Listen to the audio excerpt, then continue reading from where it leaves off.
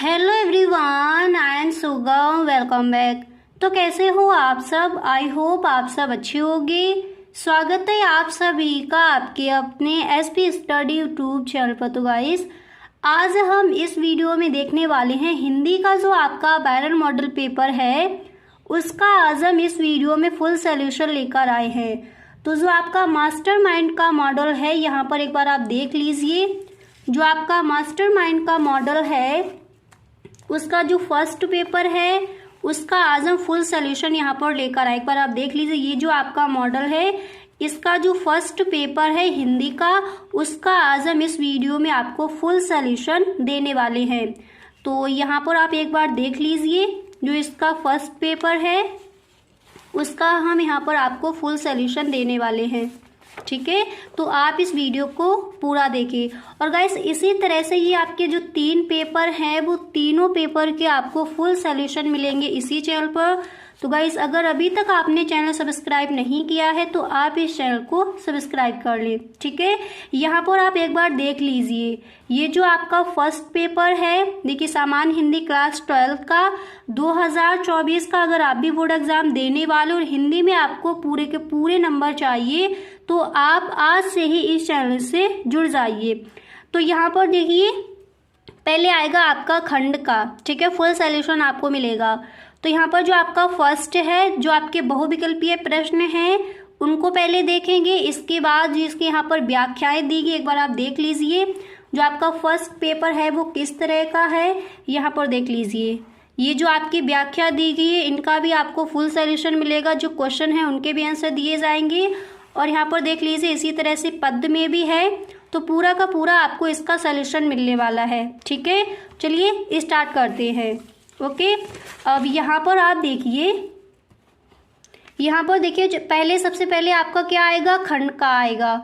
तो खंड का में जो आपके 10 क्वेश्चन दिए जाते हैं, 5 आपके गद्य से आते हैं एंड 5 आते हैं पद्य से। ठीक है, तो उनको हम पहले देखेंगे। तो यहाँ पर सबसे पहले खंड का देखेंगे। तो फर्स्ट यहाँ पर दिया गया है कि आचरण की सभ्यता निबंध के लेखक है। कौन है? यहाँ पर देखिए आपको ऑप्शन मिलेंगे, आचार्य रामचंद्र शुक्ल, या फिर महावीर प्रसाद द्विवेदी जी है, या फिर अध्यापक पूर्ण सिंह है, या फिर संपूर्णानंद है। ये आपको यहाँ पर ऑप्शन दिए गए हैं। ठीक है, तो यहाँ पर जो आपका राइट ऑप्शन है वो हो जाएगा तीसरा, अध्यापक पूर्ण सिंह, जो सरदार पूर्ण सिंह जी हैं, आचरण की सभ्यता निबंध के लेखक है। ठीक है, ये जो आपका ऑप्शन है वो हो जाएगा राइट ऑप्शन। Clear guys? इसी तरह से ये जो आपके 3 मॉडल पेपर दिए जाते हैं, ओके, उन तीनों मॉडल पेपर के आपको इसी चैनल पर फुल सोल्यूशन मिलेगा। ठीक है, अब यहाँ पर देखिए, इसके बाद नेक्स्ट यहाँ पर आपका दिया गया है, आप देख सकते हो। अगला यहाँ पर आपका दिया गया है, खा नंबर पर है कि हिंदी नई चाल में ढली, यह कथन किस लेखक का है? हिंदी नई चाल में ढली, यह कथन किस लेखक का है? पहले ऑप्शन देखते हैं। फर्स्ट ऑप्शन आपको यहाँ पर दिया गया है कि बालकृष्ण भट्ट, एंड इसके बाद सेकंड ऑप्शन है कि बद्री नारायण चौधरी प्रेमघन। इसके बाद और तीसरा ऑप्शन है भारतेंदु हरिश्चंद्र, एंड नेक्स्ट यहाँ पर दिए गए हैं महावीर प्रसाद द्विवेदी। ठीक है, तो हिंदी नई चाल में ढली यह कथन किस लेखक का है? तो ये कथन है भारतेंदु हरिश्चंद्र का। ठीक है, जो तीसरा ऑप्शन यहाँ पर आपका दिया गया है वो हो जाएगा आपका राइट ऑप्शन। इसके बाद यहाँ पर आप देख सकते हो, नेक्स्ट दिया गया है कि उसने कहा था, कहानी के लेखक कौन है? ठीक है, पहले ऑप्शन देखते हैं। तो ऑप्शन यहाँ पर हमें दिए गए हैं, फर्स्ट नंबर पर है जयशंकर प्रसाद। ठीक है, फर्स्ट नंबर पर है Jaishankar Prasad, and second number पर दिया गया है चंद्रधर शर्मा गुलेरी, थर्ड है भारतेंदु हरिश्चंद्र, एंड 4 नंबर पर है महावीर प्रसाद द्विवेदी। तो उसने कहा था कहानी के लेखक कौन हो जाएंगे? चंद्रधर शर्मा गुलेरी। ये आपका जो है ऑप्शन वो राइट ऑप्शन है। उसने कहा था कहानी के जो लेखक हैं वो हो जाएंगे चंद्रधर शर्मा गुलेरी। क्लियर? अब इसके बाद जो आपका नेक्स्ट है तो वो यहाँ पर दिया गया है, आप देख सकते हो। अब इसके बाद यहाँ पर जो आपका नेक्स्ट है तो वो आप देख सकते हो। अगला प्रश्न आपका यहाँ पर दिया गया है कि चिंतामणि निबंध संग्रह के लेखक हैं। तो पहले ऑप्शन देखते हैं। ऑप्शन यहाँ पर है महावीर प्रसाद द्विवेदी, एंड सेकंड है भारतेंदु हरिश्चंद्र, तीसरे नंबर पर है हजारी प्रसाद द्विवेदी, एंड चौथे नंबर पर दिए गए हैं आचार्य रामचंद्र शुक्ल। तो यहाँ पर दिया गया है कि चिंतामणि निबंध संग्रह के लेखक कौन है, तो जो आपका चौथा ऑप्शन है वो हो जाएगा राइट, रामचंद्र शुक्ल। ठीक है, चिंतामणि निबंध संग्रह के लेखक कौन है, आचार्य रामचंद्र शुक्ल। ओके, और आचरण की सभ्यता निबंध के लेखक कौन है, रामचंद्र शुक्ल या फिर महावीर प्रसाद द्विवेदी या फिर अध्यापक पूर्ण सिंह या फिर संपूर्णानंद। तो सही ऑप्शन हो जाएगा अध्यापक पूर्ण सिंह।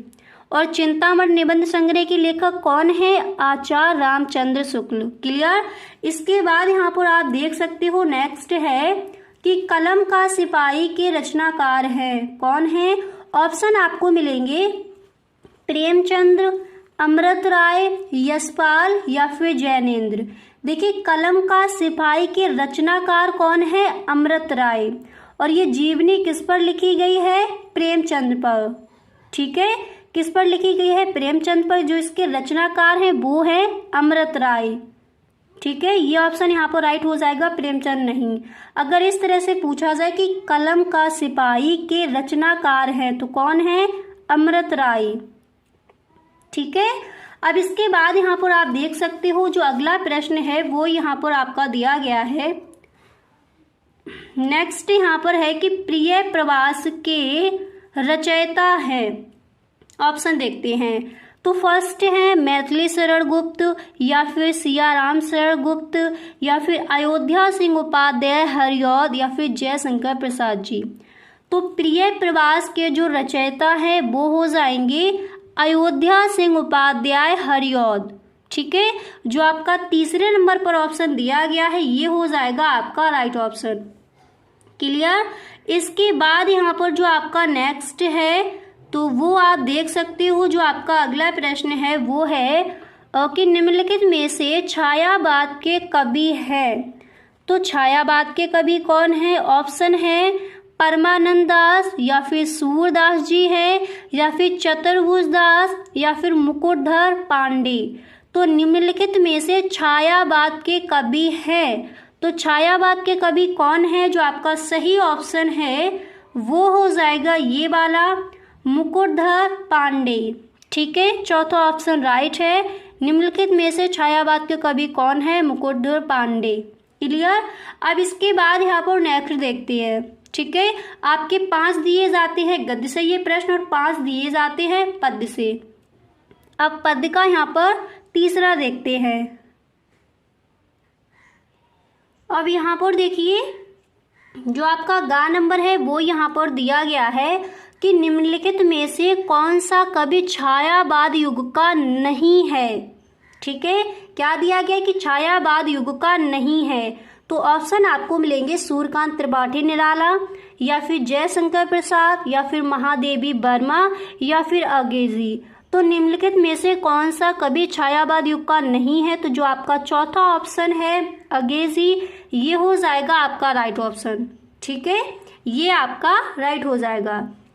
तो अगर इस तरह से आपका क्वेश्चन आस्क किया जाए कि निम्नलिखित में से कौन सा कवि छायावाद का है तो वो हो जाएंगे मुकुटधर पांडे। अगर ये पूछा जाता है कि निम्नलिखित में से कौन सा कवि छायावाद युग का नहीं है और ये आपको ऑप्शन मिलते हैं तो अंग्रेजी छायावाद के युग के कवि नहीं हैं। ठीक है, इसके बाद यहाँ पर नेक्स्ट है कि रसिमरथी किस कोट की रचना है, महाकाव्य, खंड काव्य, गद्य काव्य या फिर मुक्तक। तो यहाँ पर जो आपका सही ऑप्शन है वो हो जाएगा खंड काव्य। रसिमरथी किस कोट की रचना है, खंड काव्य की रचना है। क्लियर, ये ऑप्शन हो जाएगा राइट। साथ ही साथ आप अपना लिखते भी चलिए। ठीक है, मास्टरमाइंड का जो आपका फर्स्ट मॉडल पेपर है उसका यहाँ पर आपको सॉल्यूशन मिल रहा है। यहाँ पर नेक्स्ट है कि बादल को घिरते देखा रचना है, किसकी है, मुक्तबोध को या फिर नागार्जुन की त्रिलोचन की या फिर अगे की? तो बादल को घिरते देखा है, आपको पता है ये रचना किसकी है? नागार्जुन की है। क्लियर? तो यहाँ पर जो आपका दूसरा ऑप्शन है वो हो जाएगा आपका राइट ऑप्शन। ठीक है, अब इसके बाद एक बार मॉडल पेपर को देख लेते हैं कि तीसरा क्वेश्चन वहां पर कौन सा आस्क किया गया है। तो यहाँ पर देखिए ये है आपका पेपर, जो आपका फर्स्ट मॉडल पेपर है, यहाँ पर आप देख सकते हो सामान्य हिंदी का। तो जो आपके 10 क्वेश्चन थे वो मैंने यहाँ पर आपको बता दिए। इसके बाद यहाँ पर जो आपका तीसरा क्वेश्चन है तो वो यहाँ पर दिया गया है। देखिए ये है आपका तीसरा कि दिए गए गद्यांश पर आधारित निम्नलिखित प्रश्नों के उत्तर दीजिए। तो जो आपकी ये व्याख्या करने के लिए ये गद्यांश दिया गया है, इसके ये आपके दिए गए हैं क्वेश्चन, इनके हमें आंसर देने हैं। इस बार के बोर्ड एग्जाम के लिए इम्पोर्टेंट है ये वाली व्याख्या जो आपका गद्यांश दिया गया है। एंड यहाँ पर नेक्स्ट दिया गया है ये, तो अथवा में दिया गया है। तो यहाँ पर जो फर्स्ट वाला है इसका हमने यहाँ पर आपको सोल्यूशन दिया है, उसको देखते हैं। एक बार इनके क्वेश्चंस को पढ़ लीजिए। ठीक है, तो आपका ये दिया गया है कि आदमियों को मक्खी बनाने वाला कामरूप का जादू नहीं, मक्खियों को आदमी बनाने वाला जीवन का जादू। होम की सबसे बुढ़िया मदर मार्गरेट का इतना नाटा कि उन्हें गुड़िया कहा जा सके, पर उनकी चाल में गजब की चुस्ती, कदम में फुर्ती और व्यवहार में मस्ती। हंसी उनकी यूं की मोतियों की बोरी खुल पड़ी और काम यूं की मशीन मत माने। भारत में 40 वर्षों से सेवा में रसलीन जैसे और कुछ उन्हें जीवन में अब जानना भी तो नहीं। तो ये आपका कौन से चैप्टर से लिया गया है ये आपको बताना होता है। देखिए ये आपके क्वेश्चन पढ़ लीजिए। ठीक है, इस तरह से आपका गद्यांश दिया जाएगा। तो इसका हमने यहाँ पर आपको फुल सॉल्यूशन दिया है, उसको भी देखेंगे। यहाँ पर एक बार जो ये आपके क्वेश्चन दिए गए हैं इनको पढ़ लीजिए। तो यहाँ पर जो आपका फर्स्ट है, जो पहला प्रश्न है तो वो है, आप देख सकते हो कि उपर्युक्त गद्यांश के पाठ और लेखक का नाम लिखिए, संदर्भ लिखना है। इसके बाद प्रसंग बताएंगे, रेखांकित अंश की व्याख्या, यानी जितने में रेखा खींची है उसकी आपको व्याख्या करनी है। एंड गा नंबर पर क्वेश्चन है कि नहीं मक्खियों को आदमी बनाने वाला जीवन का जादू, इस पंक्ति का क्या आशय है स्पष्ट कीजिए। नेक्स्ट क्वेश्चन है, इन पंक्तियों में लेखक ने किसके जादू का वर्णन किया है। नेक्स्ट है, मदर मार्गरेट की हंसी और काम के संबंध में लेखक ने क्या लिखा है। अब ये जो आपके क्वेश्चंस हैं उनके आंसर देखते हैं। क्लियर? तो यहाँ पर आप देख सकते हो जो पहला प्रश्न था कि पाठ के शीर्षक और जो उनके लेखक हैं उनका आपको नेम लिखना था। ठीक है, तो यहाँ पर मतलब आपको संदर्भ लिखकर बताना था। ठीक है, तो यहाँ पर आप देख लीजिए कि आपको संदर्भ किस तरह से लिखना है। आप लिखोगे कि प्रस्तुत गद्यांश सुप्रसिद्ध पत्रकार एवं लेखक श्री कन्हैयालाल मिश्र प्रभाकर द्वारा लिखित रॉबर्ट नर्सिंग होम में नामक रिपोर्टाज से उद्धृत है या फिर लिया गया है। यह रिपोर्टाज हमारी हिंदी की पाठ्य पुस्तक के गद्य भाग में संकलित है। ठीक है, इस तरह से हम लिखेंगे। अब इसके बाद देखिए आपको लिखना होगा प्रसंग। तो प्रसंग आपको किस तरह से लिखना है यहाँ पर आप देख सकते हो। देखिए आपको हेडिंग डाली है प्रसंग, फिर आप लिखोगे कि प्रस्तुत गद्यांश में रॉबर्ट नर्सिंग होम की सबसे वृद्ध मदर मार्गरेट के सेवा भावी जादुई व्यक्तित्व को अलंकारिक वर्णन किया गया है। इसके बाद प्रश्न था आपका कि रेखांकित अंश की व्याख्या कीजिए। जितने में आपकी रेखा थी उसकी आपको क्या करनी है, व्याख्या करनी है।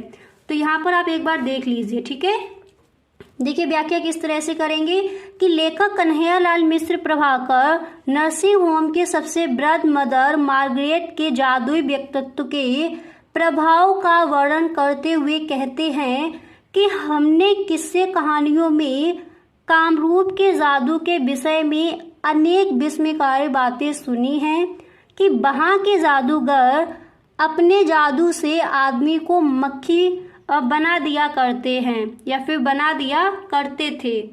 इतना लिखने के बाद और फिर इसके आगे आप लिखोगे, फिर आप लिखोगे कि इस जादू के विषय में हमने केवल सुना है, आदमी आंखों से उसे देखा कभी नहीं, मगर मैंने मदर मार्गरेट के रूप में एक ऐसी अद्भुत जादूगरनी को देखा है जो अपने ममताए दयालु और दयालु और सेवा भावी व्यक्तित्व के जादू से मक्खी को आदमी बना देती हैं। ठीक है, जो आपका रेखांकित अंश है उसकी व्याख्या यहाँ पर आपको बताई जा रही है, देती हैं। अर्थात वह मृत्याय एक दीनहीन रोगी में जीवन की आशा का संचार करके उसे आदमी बना देती हैं, जिस पर इतनी बड़ी संख्या में मक्खियां भिनभिनाती रहती हैं कि वह कोई व्यक्ति ना होकर मक्खियों का बड़ा छत्ता हो।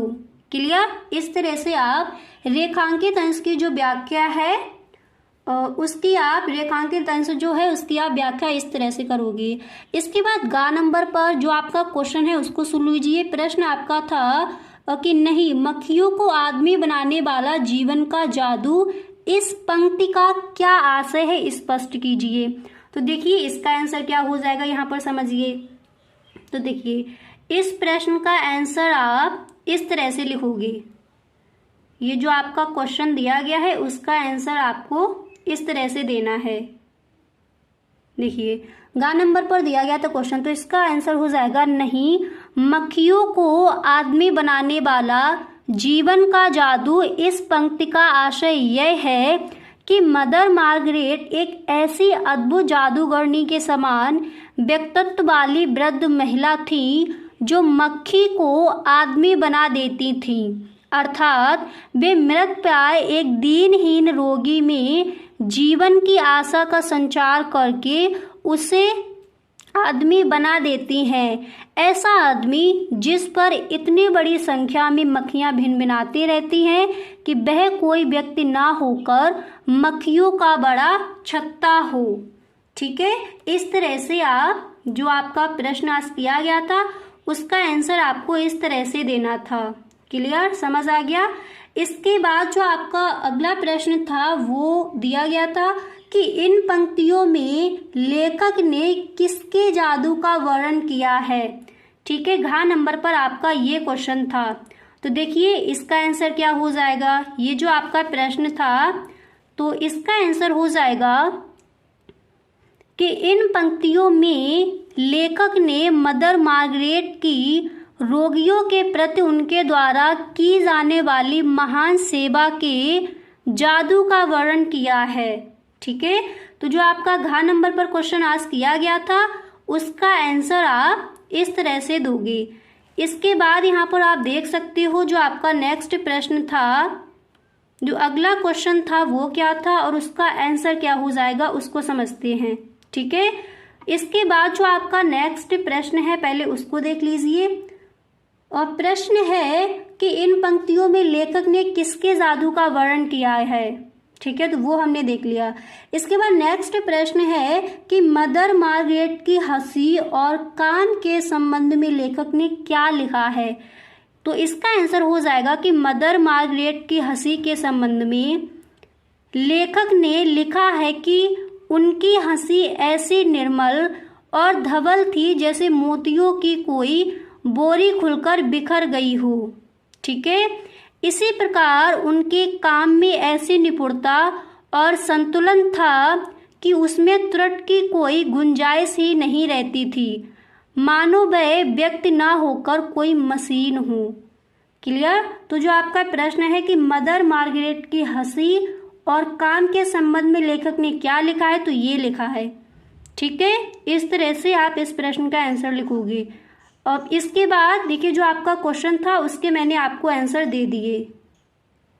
अब यहाँ पर एक बार देख लीजिए, ये जो आपके क्वेश्चन दिए गए थे, फर्स्ट वाला जो गद्यांश दिया गया था उसके जो क्वेश्चन थे उसके आंसर मैंने आपको बता दिए। ठीक है, ये वाला जो गद्यांश है उसकी मैंने व्याख्या भी आपको बता दी।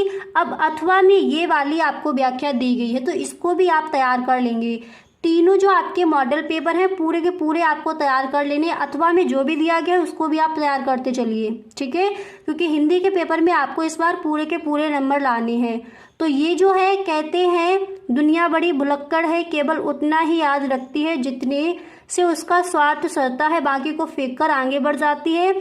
शायद अशोक से उसका स्वार्थ नहीं सदा, क्यों उसे वह याद रखती, सारा संसार स्वार्थ का अखाड़ा ही तो है। तो देखिए ये जो आपका है इंपॉर्टेंट है, कौन से ये लेसन से लिया गया है, जो आपका चैप्टर है अशोक के फूल, जिसके लेखक हैं हजारी प्रसाद द्विवेदी। मैंने आपको बताया है इंपॉर्टेंट है, वो चैप्टर की जो भी व्याख्याएं हैं अच्छे से उनको आप तैयार कर लीजिए, ठीक है। तो इसको भी आप तैयार कर लेंगे। अब इसके बाद यहाँ पर जो आपका अगला प्रश्न है वो देख लीजिए, जो नेक्स्ट क्वेश्चन है वो क्या दिया गया है। अब इसके बाद इसी तरह से आपके आएंगे पद्य में, ठीक है, इसी तरह से पद्य में भी दिया जाएगा। अब इसके बाद यहाँ पर देखिए जो आपका चौथा है, तो प्रश्न आपका ये दिया गया है कि दिए गए पद्यांश पर आधारित निम्नलिखित प्रश्नों के उत्तर दीजिए, ठीक है। तो यहाँ पर देखिए आपके दो दिए जाएंगे। तो जो फर्स्ट वाला है, घिर रहे थे घुंघरारे बाल, अंश अवलंबित मुख के पास, नीलगा साबक से सुकुमार, सुधा भरने को वित्त के पास, और उस मुख पर भय मुस्कान, रक्त किसलय पर ले विश्राम, अरुण की एक किरण अम्लान, अधिक अलसाई हो अविराम। तो ये जो है इसकी व्याख्या और ये जो आपके क्वेश्चन दिए गए हैं इनके आंसर यहाँ पर बताए गए हैं, ठीक है। अथवा में दो दिए जाएंगे, आपको एक ही करना है, पर तैयार आप दोनों कर लीजिए, ठीक है, तैयार आपको दोनों कर लेनी है। तो इसके जो क्वेश्चन है वो उनको आप एक बार देख लीजिए, जो प्रश्न दिए गए उनको पढ़ लीजिए। तो फर्स्ट है कि उपर्युक्त पद्यांश के पाठ और कवि का नाम लिखिए, संदर्भ लिखना है, रेखांकित अंश की व्याख्या कीजिए। एंड गा नंबर पर है कि प्रस्तुत पंक्तियों में किसकी मनोरम छवि का चित्रण किया गया है। एंड नेक्स्ट है कि श्रद्धा के मुखड़े पर झूलने वाली बालों की लट कैसी प्रतीत हो रही थी। नेक्स्ट है इन पंक्तियों में सूर्य की अलसाई सी किरण के संदर्भ में क्या कहा गया है। इन सारे प्रश्नों के आंसर यहाँ पर हम देखते हैं। ओके, तो सबसे पहले हमें क्या लिखना है, संदर्भ लिखना है। तो एक बार देख लीजिए आप संदर्भ किस तरह से लिखोगे। देखिए आप लिखोगे कि प्रस्तुत पद्यांश प्रसिद्ध छायावादी कवि जयशंकर प्रसाद द्वारा रचित कामायनी महाकाव्य के श्रद्धा सर्ग से हमारी हिंदी की पाठ्य पुस्तक के काव्य भाग में संकलित श्रद्धा मन शीर्षक से उद्धृत है, ठीक है। इस तरह से आप संदर्भ लिखकर आओगे। ओके, क्लास 12th में हो तो इसी तरह से आपको संदर्भ लिखना है। क्लियर। इसके बाद आपको लिखना होता है प्रसंग। तो प्रसंग आप किस तरह से लिखोगे वो देख लीजिए। आप लिखोगे इन पंक्तियों में श्रद्धा की छवि का चित्रण किया गया है। क्लियर। इस तरह से इतना आपको लिख देना है। इसके बाद अब व्याख्या देख लीजिए किस तरह से आप रेखांकित अंश की व्याख्या करोगे। तो आप लिखोगे कि श्रद्धा के कंधे पर लटकी हुई घुंघराले बालों की लट उसके मुखड़े पर ऐसे झूल रही थी जैसे कोई नन्हा बादल का टुकड़ा अमृत पीने के लिए सागर के तल को छूने का प्रयत्न कर रहा हो, ठीक है। इस तरह से आप इसकी व्याख्या करके आओगे। ओके, जो आपका रेखांकित अंश है उसी की व्याख्या यहाँ पर बताई गई है। क्लियर। इसके बाद जो आपका अगला प्रश्न है वो क्या था, नेक्स्ट था कि प्रस्तुत पंक्तियों में किसकी मनोरम छवि का चित्रण किया गया है। तो यहाँ पर जो आपका गा नंबर पर जो क्वेश्चन है उसका आंसर देख लीजिए। तो उसका जो आंसर है वो हो जाएगा, यहाँ पर आप देख सकते हो गा नंबर पर जो आपका प्रश्न है उसका आंसर देख लीजिए। तो आप यहाँ पर लिखोगे कि प्रस्तुत पंक्तियों में श्रद्धा की मनोरम छवि का चित्रण किया गया है। क्लियर। इसके बाद जो आपका अगला प्रश्न है उसका आंसर देख लीजिए। एक बार प्रश्न पढ़ लीजिए। तो प्रश्न आपका ये था कि श्रद्धा के मुखड़े पर झूलने वाली बालों की लट कैसे प्रतीत हो रही है। तो श्रद्धा के मुखड़े पर झूलने वाली बालों की लट ऐसे प्रतीत हो रही थी मानो कोई नन्हा बादल का टुकड़ा अमृत पीने के लिए सागर के तल को छूने का प्रयत्न कर रहा हो, ठीक है। इस तरह से अब इसके बाद यहाँ पर नेक्स्ट देख लीजिए। जो आपका अगला प्रश्न है, जो अगला क्वेश्चन उसमें दिया गया था उसका आंसर क्या हो जाएगा, तो यहाँ पर आप देख सकती हो।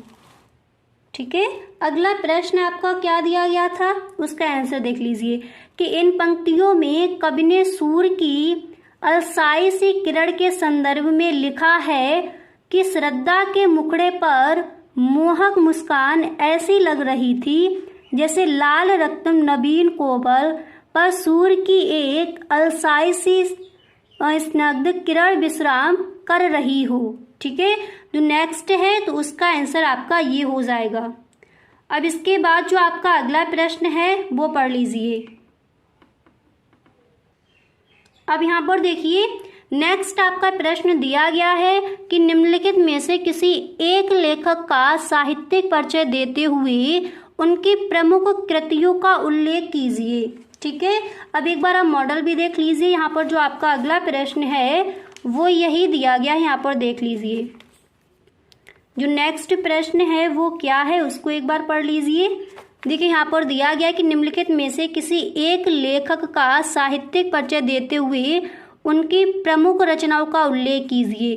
तो इस बार के बोर्ड एग्जाम के लिए इम्पोर्टेंट है Vasudev Sharan Agrawal, doctor Hazari Prasad Dwivedi and Harishankar Parsai. Clear.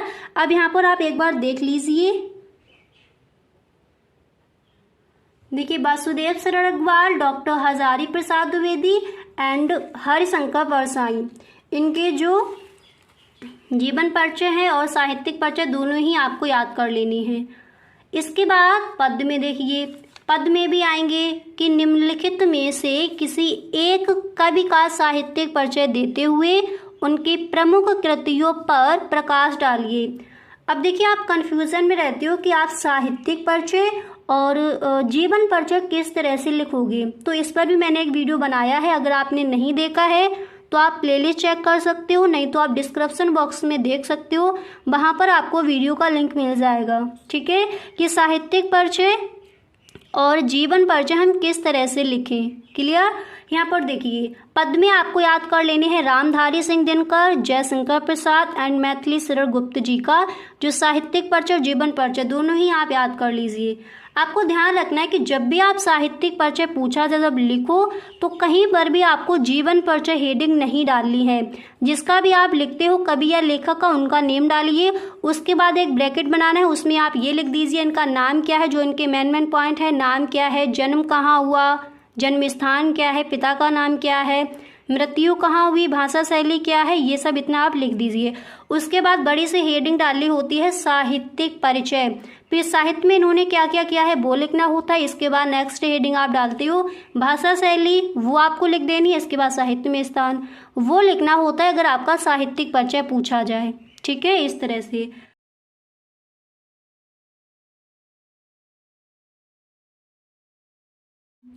यहाँ पर देखिए, पहले देखिए आपका आता है खंड का। ठीक है, तो उसमें जो आपके पहले 10 क्वेश्चन दिए जाते हैं 5 गद्य से और 5 पद्य से, पहले हम उनको देखते हैं कि इस बार के बोर्ड एग्जाम में ऐसे कौन कौन से वो 10 क्वेश्चन हैं जो इम्पोर्टेंट है। ठीक है, तो यहाँ पर देखिए जो आपका फर्स्ट है वो यहाँ पर दिया गया है। जो फर्स्ट क्वेश्चन है वो है कि आनंद कादम्बिनी के संपादक हैं। तो आनंद कादम्बिनी के संपादक कौन है, यहाँ पर आपको ऑप्शन है, पहले उनको पढ़ते हैं फिर यहाँ पर आपको बताएंगे। ठीक है, तो फर्स्ट यहाँ पर आपका ऑप्शन है भारतेंदु हरिश्चंद्र एंड नेक्स्ट है बद्री नारायण चौधरी प्रेमघन। ग नंबर पर ऑप्शन है राय कृष्णदास एंड घ नंबर पर ऑप्शन हमें दिया गया है धर्मवीर भारती। तो आनंद कादम्बिनी के जो संपादक हैं वो हो जाएंगे यहाँ पर देखिए ख नंबर जो आपका ऑप्शन है वो हो जाएगा राइट ऑप्शन। तो बद्री नारायण चौधरी प्रेमघन आनंद कादम्बिनी के संपादक है। क्लियर, कौन सा ऑप्शन सही हो जाएगा, दूसरा जो ख नंबर पर ऑप्शन है वो हो जाएगा आपका राइट ऑप्शन। क्लियर। इसके बाद यहाँ पर जो नेक्स्ट है उसको देखते हैं, तो अच्छे से याद हो गया। अब देखिए जितने भी ये 10 क्वेश्चन यहाँ पर आपको दिए जाए ये आपको यही याद कर लेने हैं। तो आनंद कादम्बिनी के संपादक बद्री नारायण चौधरी प्रेमघन है। क्लियर, इस तरह से। इसके बाद यहाँ पर देखिए जो आपका सेकंड है वो यहाँ पर दिया गया है कि सरस्वती पत्रिका के संपादक रहे हैं। तो सरस्वती पत्रिका के संपादक कौन है? फर्स्ट यहाँ पर आपको जो ऑप्शन है वो यहाँ पर दिया गया है कि डॉक्टर संपूर्णानंद एंड नेक्स्ट है महावीर प्रसाद द्विवेदी। इसके बाद गा नंबर पर ऑप्शन है वासुदेव शरण अग्रवाल एंड घा नंबर पर ऑप्शन है अगे। तो सरस्वती पत्रिका के संपादक कौन रहे हैं? महावीर प्रसाद द्विवेदी। जो खा नंबर पर ऑप्शन आपका दिया गया है ये हो जाएगा आपका राइट ऑप्शन। ठीक है, खा नंबर पर क्या हो जाएगा? Right option. तो यहाँ पर जो आपका राइट ऑप्शन है वो क्या हो जाएगा? महावीर प्रसाद द्विवेदी। ठीक है, सरस्वती पत्रिका के संपादक कौन रहे हैं? आपको ऑप्शन क्या दिए गए थे? डॉक्टर संपूर्णानंद या फिर महावीर प्रसाद द्विवेदी या फिर वासुदेव शरण अग्रवाल जी या फिर अगे जी। तो जो आपका सेकंड नंबर पर दिया गया है ये हो जाएगा राइट। क्लियर। इसके बाद यहाँ पर आप देख सकते हो जो नेक्स्ट है वो है कि मेरी असफलताएं किस विधा की रचना है। यहाँ पर आपको विधा बतानी है। ठीक है, मेरी असफलताएं किस विधा की रचना है। ऑप्शन है जीवनी है या फिर रेखा चित्र है या फिर ये एक आत्मकथा है या फिर संस्मरण। ठीक है, इस तरह से आपको 4 ऑप्शन मिलेंगे। जो आपका राइट है वही आपको चीज कर कर वहां पर लिख देना है। तो मेरी असफलताएं किस विधा की रचना है? आत्मकथा है।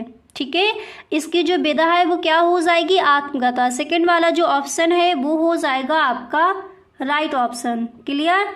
इसके बाद यहाँ पर आप देख सकते हो नेक्स्ट आपका दिया गया है जो अगला प्रश्न है वो है कि भूले बिसरे चित्र रेखा चित्र के रचयिता है। तो भूले बिसरे रेखा चित्र के जो रचयिता हैं वो कौन है? यहाँ पर पहले ऑप्शन है हम उनको देखते हैं। तो फर्स्ट नंबर पर ऑप्शन है कन्हैयालाल मिश्र प्रभाकर एंड इसके बाद सेकंड नंबर पर हमें यहाँ पर ऑप्शन दिया गया है अमृत राय। इसके बाद गा नंबर पर है महावीर प्रसाद द्विवेदी, घा नंबर पर है राजेंद्र प्रसाद। तो भूले बिसरे चित्र रेखा चित्र के रचयिता कौन है? यहाँ पर जो आपका सही ऑप्शन है वो हो जाएगा फर्स्ट कन्हैयालाल मिश्र प्रभाकर। ठीक है, अब इसके बाद यहाँ पर नेक्स्ट देखते हैं।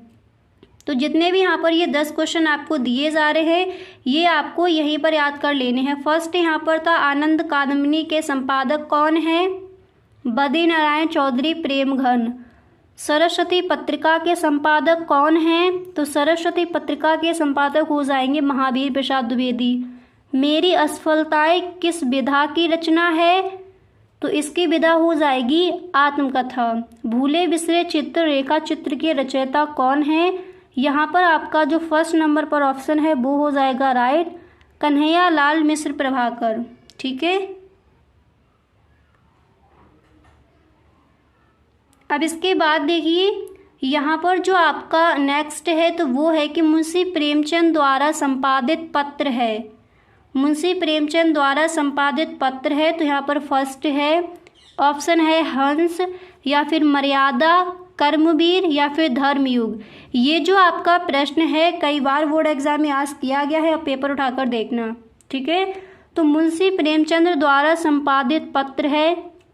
तो यहाँ पर ऑप्शन क्या है? फर्स्ट है हंस, खा नंबर पर दिया गया है मर्यादा एंड गा नंबर पर कर्मवीर, घा नंबर पर ऑप्शन है धर्मयुग। तो जो सही ऑप्शन है राइट है वो हो जाएगा फर्स्ट का नंबर पर जो दिया गया है हंस। मुंशी प्रेमचंद द्वारा संपादित पत्र है, क्या है? हंस। ठीक है, इसके बाद यहाँ पर आप देख सकते हो नेक्स्ट है। तो यहाँ पर नेक्स्ट है कि खुमार रासो किसकी रचना है। ये भी कई बार बोर्ड एग्जाम में आस्क किया गया है। ठीक है, तो खुमार रासो किसकी रचना है? ऑप्शन आपको मिलेंगे कि जगनीक या फिर नरपति नाल की है या फिर दलपति विजय की है या फिर भटकेदार की है। तो खुमार रासो किसकी रचना है? यहाँ पर जो आपका सही ऑप्शन है वो हो जाएगा सा नंबर। ठीक है, दलपति विजय की खुमार रासो रचना है। इसके बाद जो नेक्स्ट है ये very very most important question है इस बार के बोर्ड एग्जाम के लिए। तो प्रश्न है कि आंसू के रचनाकार हैं। तो आंसू के रचनाकार कौन है? आई होप ये आपको पता भी होगा। ठीक है, ऑप्शन यहाँ पर आपको मिलेंगे बिहारी, नरपतिनाल, जयशंकर प्रसाद या फिर अगी। तो आंसू के रचनाकार कौन हो जाएंगे? यहाँ पर जो आपका सही ऑप्शन है वो हो जाएगा 7 नंबर जयशंकर प्रसाद। ठीक है, अब इसके बाद यहाँ पर आप देख सकते हो जो आपका नेक्स्ट है तो वो है कि साकेत महाकाव्य के रचयिता है। ठीक है, तो साकेत महाकाव्य के रचयिता कौन है? ऑप्शन है तुलसीदास एंड नेक्स्ट है मैथिली शरण गुप्त। इसके बाद नेक्स्ट ऑप्शन आपको मिलेगा रामधारी सिंह दिनकर। तो यहाँ पर जो आपका सही ऑप्शन है जो राइट है वो आपका हो जाएगा 12 नंबर। ठीक है, मैथिली शरण गुप्त। तो साकेत महाकाव्य के जो रचयिता है वो कौन है? मैथिली शरण गुप्त। आंसू के रचनाकार कौन है? जयशंकर प्रसाद। ऑप्शन मिलेंगे बिहारी है, नरपतिनाल है, अज्ञेय है, कौन है? तो सही ऑप्शन क्या हो जाएगा? ये 7 नंबर जयशंकर प्रसाद आंसू के रचनाकार हैं। क्लियर। अब इसके बाद नेक्स्ट देखते हैं। अब इसके बाद देखिए जो आपका नेक्स्ट है तो वो यहाँ पर दिया गया है कि दिनकर को ज्ञानपीठ पुरस्कार मिला। दिनकर को ज्ञानपीठ पुरस्कार मिला। तो फर्स्ट यहाँ पर ऑप्शन है 1970 ईस्वी में, नेक्स्ट है वर्ष 1971 ईस्वी में, या फिर 7 नंबर पर ऑप्शन है वर्ष 1972 ईस्वी में, 10 नंबर पर ऑप्शन दिया गया है 1974 ईस्वी में। तो दिनकर को ज्ञानपीठ पुरस्कार कब मिला है? तो यहाँ पर जो आपका ऑप्शन है 1972 ईस्वी में, तो ये हो जाएगा राइट ऑप्शन। ठीक है, दिनकर को ज्ञानपीठ पुरस्कार कब मिला? वर्ष 1972 ईस्वी में दिनकर को ज्ञानपीठ पुरस्कार मिला। ठीक है, अच्छे से याद कर लीजिए, ये आपका कई बार बोर्ड एग्जाम में आज किया गया है क्वेश्चन। तो दिनकर को ज्ञानपीठ पुरस्कार कब मिला? आपको ध्यान रखना है, ज्ञानपीठ पुरस्कार कब मिला है? सन 1972 ईस्वी में। इसके बाद नेक्स्ट यहाँ पर आप देख सकते हो कि आंगन के पार द्वार रचना है। ये भी कई बार बोर्ड एग्जाम में आज किया गया है क्वेश्चन। ठीक है, तो आंगन के पार द्वार रचना किसकी है? ऑप्शन आपको मिलेंगे फर्स्ट यहाँ पर है जयशंकर प्रसाद एंड यहाँ पर सेकंड है महादेवी वर्मा, नेक्स्ट है अगेजी या फिर अगे की या फिर सुमित्रा नंदन पंत की। ठीक है, तो जो यहाँ पर आपका सही ऑप्शन है वो हो जाएगा 8 नंबर जयशंकर प्रसाद। ठीक है, आंगन के पार द्वार रचना जयशंकर प्रसाद की है। क्लियर। इस तरह से तो आई होप आपको समझ आ गया होगा कि जो आपके 10 क्वेश्चन है वो कौन कौन से इंपॉर्टेंट हैं और कौन कौन से ऐसे क्वेश्चन हैं जिनको आपको तैयार कर लेना है। ठीक है, इसके बाद नेक्स्ट क्वेश्चन आपका आता है, यहाँ पर आप देख सकते हो अगला क्वेश्चन आपका ये आएगा, इसको पढ़ लीजिए एक बार, फिर इसका सॉल्यूशन देखते हैं। तो यहाँ पर प्रश्न है कि दिए गए गद्यांश पर आधारित निम्नलिखित प्रश्नों के उत्तर दीजिए। यानी दो आपके गद्यांश दिए जाएंगे, उनमें से एक के आपके जो क्वेश्चन है उनके आंसर देने हैं। यानी व्याख्या करनी है, संदर्भ लिखना है एंड प्रसंग लिखना है। ठीक है, और फिर जो आपके 2-3 क्वेश्चन और जो गद्यांश है उसमें से 2-3 क्वेश्चन और बनाए जाते हैं, उनके आंसर आपको उस गद्यांश को पढ़कर देने होते हैं। तो इस बार के बोर्ड एग्जाम के लिए कौन कौन से ऐसे आपके जो आपके गद्यांश हैं वो इम्पोर्टेंट है वो यहाँ पर मैंने आपको बताया है। ठीक है, तो ये जो आपका है एक गद्यांश की कहते हैं दुनिया बड़ी भुलक्कड़ है, केवल उतना ही याद रखती है जितने से उसका स्वार्थ सदता है, बाकी को फेंक कर आगे बढ़ जाती है। शायद अशोक से उसका स्वार्थ नहीं सदा, क्यों उसे वह याद रखती, सारा संसार स्वार्थ का अखाड़ा ही तो है। तो ये जो आपका गद्यांश दिया गया है आई होप आपको समझ आ गया होगा ये कौन से चैप्टर से लिया गया है। ठीक है, तो अशोक के फूल जो आपका चैप्टर है जिसके लेखक है हजारी प्रसाद द्विवेदी, उस चैप्टर से ये आपका लिया गया। तो इस बार के बोर्ड एग्जाम के लिए इम्पोर्टेंट है, इसलिए यहाँ पर ये गद्यांश रखा गया है। ठीक है, आपको 2 दिए जाएंगे, तो अशोक के फूल और नेक्स्ट जो है आपका भाषा और आधुनिकता, जो किसने लिखा है? प्रोफेसर जी सुंदर रेड्डी ने। तो ये जो चैप्टर हैं इनके जो गद्यांश हैं उनको आप अच्छे से पढ़िए इम्पोर्टेंट है। इन 2 चैप्टर्स से इस बार आपकी व्याख्या रखी जा सकती है। ठीक है, इन दोनों चैप्टर्स को आपको अच्छे से पढ़ लेना है। ठीक है, अब यहाँ पर जो क्वेश्चन है उनको देख लीजिए। अब देखिए यहाँ पर जो क्वेश्चन है उस गद्यांश से रिलेटेड उनको देख लीजिए। तो फर्स्ट आपका इस तरह से क्वेश्चन दिया जाता है। देखिए पहला प्रश्न आपका दिया जाएगा कि उपर्युक्त गद्यांश के पाठ और लेखक का नाम लिखो, यानी आपको संदर्भ लिखना है। ठीक है, इसके बाद रेखांकित अंश की व्याख्या कीजिए। इसके बाद नेक्स्ट प्रश्न है, अगर आपका यही जो पैराग्राफ दिया गया ये गद्यांश अगर आपका आता है तो यही क्वेश्चन आपके आस किए जाएंगे। ठीक है, नेक्स्ट है कि अशोक को विस्मृत करने का आधार किसे माना गया है। इसके बाद नेक्स्ट है कि लेखक ने दुनिया का किस तरह का व्यवहार बताया है। स्वार्थ का अखाड़ा किसे कहा गया है, अगला प्रश्न ये है। तो जो फर्स्ट है पहले उसका आंसर देखते हैं। ठीक है, जो पहला प्रश्न आपका था कि उपर्युक्त गद्यांश के पाठ और लेखक का नाम लिखिए, तो ये आप इस तरह से भी लिख सकते हो। आप लिख सकते हो पाठ का जो नाम है अशोक के फूल और जो लेखक का नाम है आचार्य हजारी प्रसाद द्विवेदी, नहीं तो आप इस तरह से संदर्भ लिख सकते हो।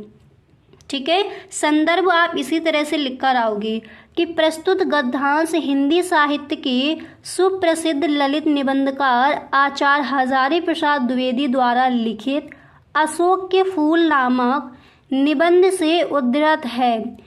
यह निबंध हमारी हिंदी की पाठ्य पुस्तक के गद्य भाग में संकलित है। ठीक है, इस तरह से। अब देखिए जब भी आप इस तरह से लिखो कि इनके जो लेखक है वो कौन है, तो नीचे आपको लाइन कर देनी है ताकि एग्जामिनर को साफ साफ दिख जाए आपने एकदम सही लिखा है। ठीक है, और जब आप पाठ का नाम लिखोगे उसके नीचे भी आपको लाइन कर देनी है। ठीक है, इस तरह से आप संदर्भ लिख कर आओगे। एक बार दोबारा से देख लीजिए। देखिए अगर आप इस तरह से संदर्भ नहीं लिख सकते, आपको थोड़ा हार्ड लगता है, तो आप इतना लिख सकते हो, प्रस्तुत गद्यांश हमारे पाठ्य पुस्तक हिंदी के अशोक के फूल नामक पाठ से लिया गया है, जिसके लेखक आचार्य हजारी प्रसाद द्विवेदी है।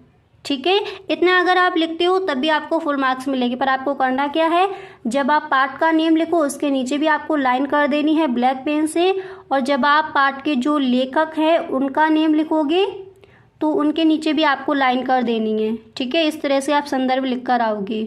यहाँ पर आपको पहले हेडिंग डाली है संदर्भ, फिर आपको लिखना है। ठीक है, अब इसके बाद नेक्स्ट क्वेश्चन यहाँ पर क्या है कि रेखांकित अंश की व्याख्या कीजिए। तो ये जो आपका यहाँ पर पैराग्राफ दिया गया था कि कहते हैं दुनिया बड़ी भुलक्कड़ है, केवल उतना ही याद रखती है जितने से उसका स्वार्थ सदता है, बाकी को फेंक कर आगे बढ़ जाती है। शायद अशोक से उसका स्वार्थ नहीं सदा, क्यों उसे वह याद रखती, सारा संसार स्वार्थ का अखाड़ा ही तो है। तो ये जो आपका यहाँ पर जो रेखांकित अंश है उसकी व्याख्या देखते हैं। तो यहाँ पर देखिए जब आप इसकी व्याख्या करोगे तो पहले आपको क्या करना होगा, पहले आपको संदर्भ लिखना है। ठीक है, पहले आपको प्रसंग लिखना है। संदर्भ तो हमने बता दिया किस तरह से आपको लिखना है। फर्स्ट क्वेश्चन था कि पाठ के लेखक और जो पाठ का नेम है उसको लिखिए, तो वही आपको संदर्भ लिखकर आपने बता दिया। इसके बाद जब आप व्याख्या करोगे तो पहले आपको प्रसंग लिखना होगा। किस तरह से लिखोगे वो यहाँ पर देख लीजिए। तो आप इस तरह से लिखोगे जैसे जिस पाठ से आपका गद्यांश लिया गया है तो उसी पाठ से जैसे आपका गद्यांश लिया गया है तो उसी तरह से आपको प्रसंग भी लिखना होता है। ठीक है, तो आप लिखोगे कि साहित्यकों ने अशोक के पुष्प को भुला दिया है, इसी पर अपने विचार व्यक्त करते हुए द्विवेदी जी कहते हैं। इस तरह से आप लिखोगे। ठीक है, आचार्य हजारी प्रसाद द्विवेदी जी कहते हैं। इसके बाद आपको हेडिंग डाली है व्याख्या। फिर देखिए व्याख्या आप किस तरह से करोगे यहाँ पर देख सकते हो। इसके बाद नेक्स्ट हेडिंग क्या डालोगे, व्याख्या। ठीक है, फिर आप लिखोगे यह संसार बड़ा स्वार्थी है, इसलिए ये उन्हीं बातों को याद रखता है जिनसे उसका कोई स्वार्थ सिद्ध होता है, अन्यथा व्यर्थ की स्मृतियों से यह अपने आप को बोझिल नहीं बनाना चाहता। यह उन्हीं वस्तुओं को याद रखता है जो उसके दैनिक जीवन की स्वार्थ पूर्ति में सहायता पहुंचाती है। ठीक है, व्याख्या आप इस तरह से लिखोगे। इसके बाद गा नंबर पर जो आपका क्वेश्चन था उसका आंसर देखते हैं। तो देखिए उसका आंसर क्या हो जाएगा उसको देखते हैं। तो जो गा नंबर पर आपका क्वेश्चन था उसका आंसर ये है कि अशोक को विस्मृत करने का आधार संसार के स्वार्थ को माना गया है। अब क्योंकि उससे संसार का कोई स्वार्थ नहीं सकता, इसलिए संसार ने उसे विस्मृत कर दिया। क्लियर? इस तरह से आप साथ ही साथ लिखते चलिए। इसके बाद जो घ नंबर पर आपका क्वेश्चन दिया गया है उसका आंसर देखते हैं। ठीक है, तो देखिए इसका आंसर क्या हो जाएगा। आप लिखोगे कि लेखक ने दुनिया के व्यवहार के बारे में यह बताया है कि यह केवल उसी को याद रखती है जिससे उसका कोई स्वार्थ सधता है। इसके बाद नेक्स्ट आपका क्वेश्चन था कि संसार को स्वार्थ का क्या कहा गया है।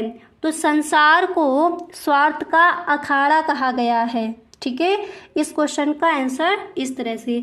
अब इसके बाद जो आपका नेक्स्ट प्रश्न होगा पेपर में वो आपका क्या आएगा उसको यहाँ पर देख लीजिए। इसके बाद जो आपका अगला प्रश्न होगा तो वो आपका ये पूछा जाएगा कि दिए गए पद्यांश पर आधारित निम्नलिखित प्रश्नों के उत्तर दीजिए। अब जैसे यहाँ पर गद्यांश में आपको 2 दिए जाएंगे गद्यांश, उसमें से आपको एक की व्याख्या करनी है। जो भी आपके क्वेश्चन दिए जाते हैं उससे रिलेटेड उनके आपको आंसर देने हैं। इसी तरह से आपके 2 पद्यांश दिए जाते हैं, अथवा में दिया जाएगा, एक ही आपको करना है जिसकी व्याख्या और जिसके क्वेश्चन जो दिए जाते हैं उनके आंसर आप सही ढंग से कर पाओ, तो वही आपको चीज करके उसी का करना है। ठीक है, तो 2 इसी तरह से आपको पद्यांश भी दिए जाएंगे, उनकी आपको व्याख्या करनी है और उनके जो क्वेश्चन उनके आंसर लिखने हैं। इसके बाद 5वां प्रश्न आएगा कि निम्नलिखित में से किसी एक लेखक का साहित्यिक परिचय देते हुए उनकी प्रमुख रचनाओं का उल्लेख कीजिए। ठीक है, तो ऐसे कौन कौन से लेखक हैं जो इस बार के बोर्ड एग्जाम में इंपॉर्टेंट है, जिनके साहित्यिक परिचय इस बार पूछे जाएंगे, उनको देख लीजिए। फर्स्ट है वासुदेव शरण अग्रवाल, इनका साहित्यिक परिचय जीवन परिचय आप अच्छे से रट लीजिए। एंड नेक्स्ट है डॉक्टर हजारी प्रसाद द्विवेदी। इसके बाद नेक्स्ट है हरिशंकर परसाई। तो इनके आपको साहित्यिक परिचय और जीवन परिचय इस बार के बोर्ड एग्जाम के लिए तैयार कर लेने हैं, ये इस बार के बोर्ड एग्जाम के लिए इम्पोर्टेंट है। ठीक है, तो गाइस अब आज के लिए बस इतना ही। अब मिलते हैं नेक्स्ट वीडियो में।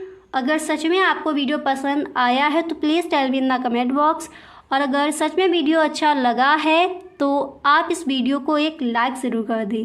Okay, thank you so much.